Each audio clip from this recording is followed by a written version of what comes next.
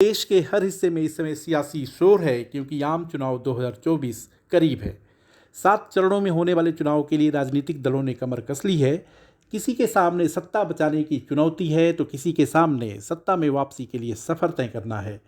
जहां एक तरफ एनडीए ने 400 पार का नारा दिया है तो वहीं दूसरी तरफ इंडिया अलायंस का कहना है कि अजी इस दफ़ा तो एनडीए को जनता उखाड़ फेंकेगी। इन सबके बीच ईवीएम पर भी सवाल उठाए जा रहे हैं। विपक्ष का आरोप है कि एक बार फिर ईवीएम की मदद से एनडीए हेराफेरी कर सकता है। हालांकि चुनाव आयोग पहले ही कह चुका है कि अपनी हार का ठीकरा ईवीएम पर मत फोड़ो। हालांकि यहाँ बात हम 7 दशक पहले की करेंगे जब चुनाव में बैलेट पेपर का इस्तेमाल होता था। बैलेट पेपर पर लोग निशान लगाते थे और अपने नुमाइंदों को संसद या विधानसभाओं तक पहुँचाते थे।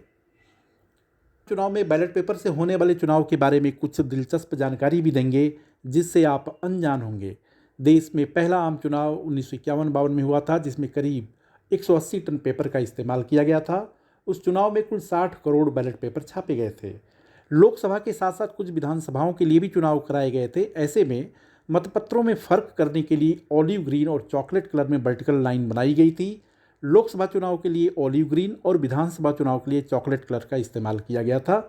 इन मतपत्रों की प्रिंटिंग नासिक सिक्योरिटी प्रेस से कराई गई थी ताकि डिजाइन में किसी तरह का अंतर ना रह जाए।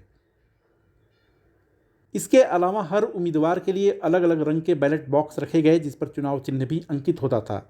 ऐसा करने के पीछे बड़ी वजह यह थी कि ग्रामीण मतदाता आसानी से अपने मताधिकार का इस्तेमाल कर सकें। अब आपके मन में जिज्ञासा हो रही होगी कि 60 करोड़ बैलेट पेपर की छपाई में कितना खर्च आया था। तो यहाँ बता दें कि इतने मतपत्रों की छपाई में करीब 10,77,000 रुपये खर्च हुए थे। अब देश में पहली बार आम चुनाव हो रहे थे तो कुछ गड़बड़ियाँ भी हुई।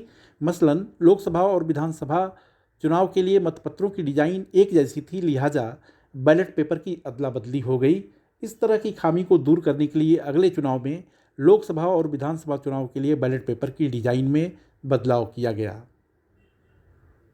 बदलते समय में तकनीक में बदलाव आया और दुनिया के सबसे बड़े लोकतंत्र में ईवीएम के जरिए मतदान हो रहा है। हालांकि विपक्षी दल आरोप लगाते हैं कि इसके जरिए चुनाव फेयर तरीके से नहीं हो रहा। ये बात अलग है कि ईवीएम के जरिए चुनाव जीतने के बाद उन्हें किसी तरह की खामी नज़र नहीं आती। विपक्षी दलों का कहना है कि दुनिया के विकसित देशों में भी चुनाव में अब बैलेट पेपर का इस्तेमाल हो रहा है, लिहाजा भारत में भी इसी पद्धति से चुनावी प्रक्रिया को संपन्न कराया जाना चाहिए। इस मुद्दे पर बहस का अंतहीन सिलसिला जारी है, लेकिन एक कहावत है कि बदलते समय के साथ अगर आप खुद में बदलाव नहीं लाएंगे तो अस्तित्व पर संकट खड़ा हो जाता है। वीडियो को लाइक और सब्सक्राइब करें। देखते रहिए इंडिया अड्डा।